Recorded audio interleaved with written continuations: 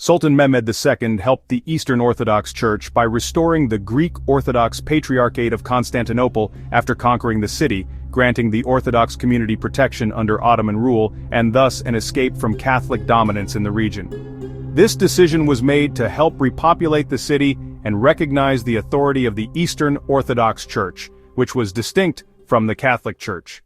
Hagia Sophia was about to enter the darkest period of its history, a prolonged agony stretching from the Latin invasion to the final days of the Byzantine Empire. The growing schism between the Eastern and Western churches had fostered deep resentment. Constantinople, the jewel of Christendom, was viewed with envy by the powers of the West. This simmering hostility was about to erupt with catastrophic consequences, not in the Holy Land but at the very gates of the city itself. Even before this, the colossal structure was showing its age. Hagia Sophia, which was destroyed twice and built for the third time, had weathered centuries of earthquakes and revolts.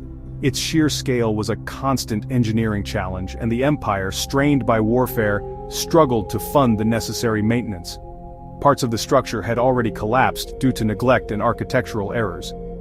Hagia Sophia remained a breathtaking marvel, but it was a vulnerable one, standing under the permanent threat of collapse. That threat became a brutal reality during the Fourth Crusade in 1204. Diverted from its path to the Holy Land by political intrigue and Venetian debt, the crusading army descended upon Constantinople. For 3 nightmarish days, they sacked the wealthiest city in the world. Hagia Sophia experienced one of the biggest destructions in its history. The Crusaders looted Hagia Sophia along with the whole city, stripping the great altar of its gold and silver and shattering it. They plundered priceless relics, icons, and manuscripts. In a moment of supreme sacrilege recorded by Byzantine chroniclers, a prostitute was seated on the patriarch's throne.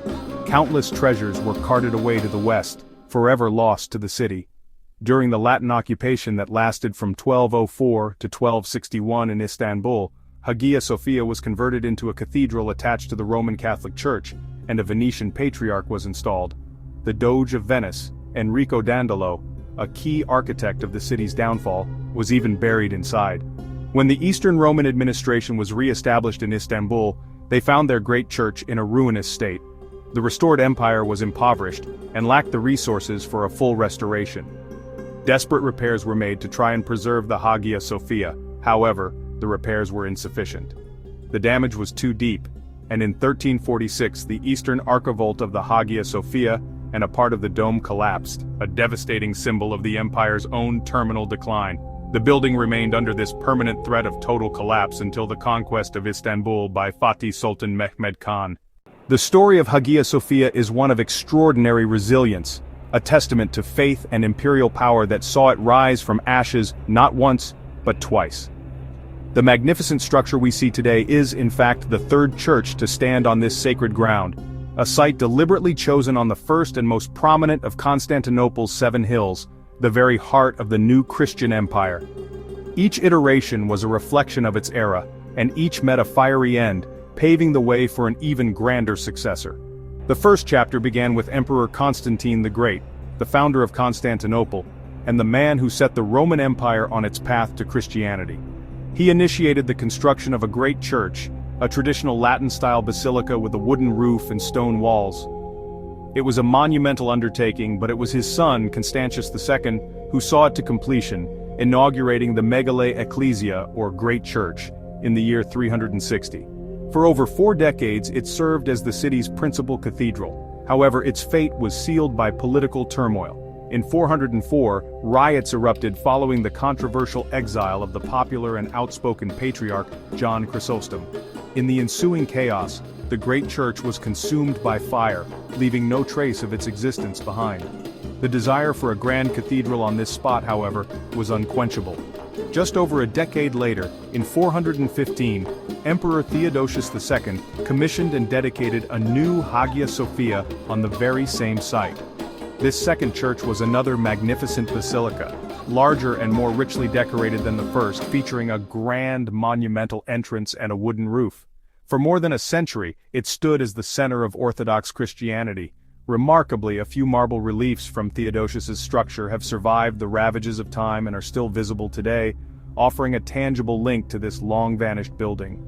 But this second church would meet an even more violent end. In January of 532, the city exploded in the infamous Nika Revolt. What began as gang-fueled tensions between rival chariot racing factions, the Blues and the Greens, at the Hippodrome escalated into a full-scale insurrection against the high taxes and autocratic rule of Emperor Justinian I. The city burned for days, and the rebels, shouting their defiant cry of Nika, meaning conquer, tore down and burned the second Hagia Sophia, leaving it a smoldering ruin. Having brutally crushed the revolt, nearly fleeing his capital but for the steely resolve of his wife, Empress Theodora, Justinian was determined to make an audacious statement of his renewed power. He would not simply rebuild, he would create a masterpiece for the ages. He declared his intention to build a new cathedral, one that would be more magnificent than any church ever built, a structure so glorious it would surpass even the legendary Temple of Solomon. To achieve this, he turned not to common builders, but to two of the greatest scientific minds of his day, the physicist Isidore of Miletus and the mathematician Anthemius of Tralles. They were tasked with designing a church that would defy convention and inspire awe. Construction began immediately in 532, and in a stunning feat of logistics and engineering, the third and final Hagia Sophia, the one we know today, was completed in less than 6 years, forever changing the course of architecture. Hagia Sophia, which was used as the imperial church of Eastern Rome, was frequently devastated due to riots, wars, and natural disasters throughout history. Hagia Sophia experienced one of the biggest destructions during the Fourth Crusade in 1204 when the city was invaded. In addition, the sociological and symbolic meaning of the temple was greatly damaged due to the schism between the Catholic and Orthodox churches. In fact, Hagia Sophia experienced the darkest period of its history, from the Latin invasion to the conquest of Istanbul. The Ottomans took great care of the Hagia Sophia Mosque, which they acknowledged and appreciated as the symbol of the conquest, maintained and repaired it continuously, and turned the mosque into a much more robust structure starting from the rule of Fatih Sultan Mehmed Khan. In particular, the additions and arrangements made by Sinan the architect to Hagia Sophia played a major role in the survival of this heritage of humanity. It is stated in the historical records that Fatih Sultan Mehmed Khan, who went to Hagia Sophia right after the conquest, was saddened by the status of the mosque and recited the following verses: "A spider spins its web in the palace of the Kaiser, an owl hoots in the towers of Afrasiab." Following the conquest, Sultan Mehmed the Conqueror, or Fatih Sultan Mehmed Khan, immediately took steps to secure the future of his grand prize. He established Hagia Sophia as a perpetual charitable endowment under Islamic law. This was a profound act, ensuring the mosque's financial independence and longevity. The endowment was a sophisticated financial instrument, with incomes from hundreds of shops, inns and baths, dedicated solely to the upkeep, repairs, and operational costs of Hagia Sophia. But the Sultan's vision extended beyond preservation. He sought to make it the spiritual and intellectual heart of his new capital, commissioning a madrasa, or theological school, right next to the mosque. This institution quickly became a prestigious center of learning, cementing Hagia Sophia's new role. The architectural transformation from a church to a mosque began with the addition of a quintessential Islamic feature, the minaret. Fatih Sultan Mehmed commissioned the first, a simple wooden structure, to facilitate the first prayers. This served its purpose for over a century before being removed during major restorations in 1574, overseen by the legendary architect Mimar Sinan. A more permanent solution had already begun under Fatih's son, Sultan Bayezid II, who erected a sturdier red brick minaret on the northeast corner. Later, to create a more balanced and majestic profile, Mimar Sinan completed the iconic silhouette we see today by adding two more identical, elegantly designed marble minarets on the western side of the building. The Ottoman sultans viewed Hagia Sophia as the centerpiece of a growing imperial complex, or, following Fatih's lead, successive rulers felt a pious duty to contribute. Inside, essential liturgical elements were added, indicating the direction of Mecca, and a magnificent, or pulpit.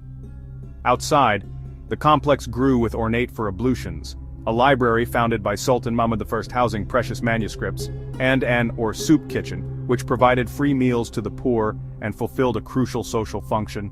The grounds also became an imperial mausoleum, with tombs for several sultans and their families.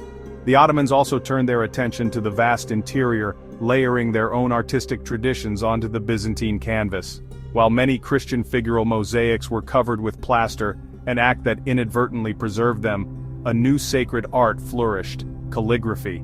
The most striking additions are the 8 colossal roundels suspended from the main piers. Created in the 19th century by the master calligrapher Kazasker Mustafa İzzet Efendi, they bear the names of Allah, the Prophet Muhammad, and his chief companions. These powerful inscriptions redefine the visual focus of the space. Exquisite Iznik tiles with their vibrant floral patterns further enrich the interior, adding new layers of aesthetic value.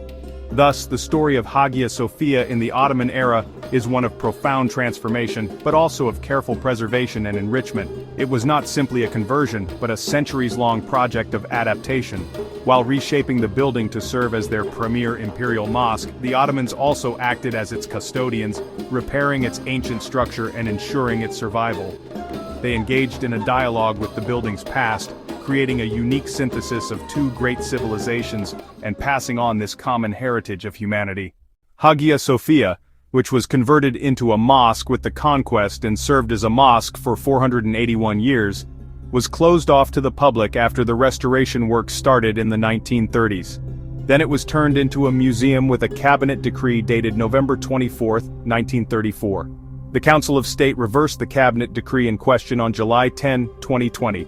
The Hagia Sophia Mosque was reopened to worship with the Presidential Decree No. 2729 signed by President Recep Tayyip Erdogan and promulgated immediately after.